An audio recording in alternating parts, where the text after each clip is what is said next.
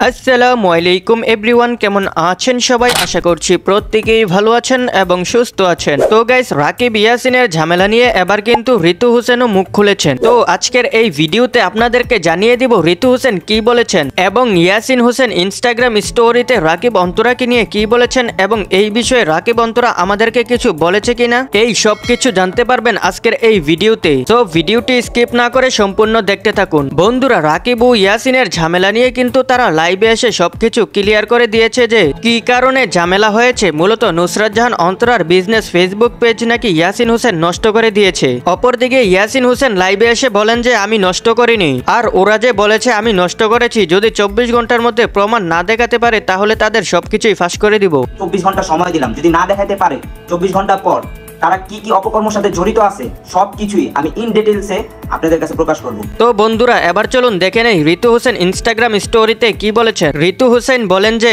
আমার না এক ধরনের মানুষ একদমই অপছন্দ, যে হচ্ছে সামনে এক কথা বলে পিছনে আরেক কথা বলে, এত ভালো সাজার মানে কি তাহলে? এবং ইয়াসিন হোসেন বলেন যে তোমাকে একদল মানুষের চোখে খারাপ হতেই হবে, সকলের চোখে ভালো সাজার চেষ্টা করে ধান্দাবাজরা। তো এই ছিল আজকের ভিডিও। পরবর্তী আপডেট সবার আগে পেতে এই চ্যানেলটি সাবস্ক্রাইব করে রাখুন।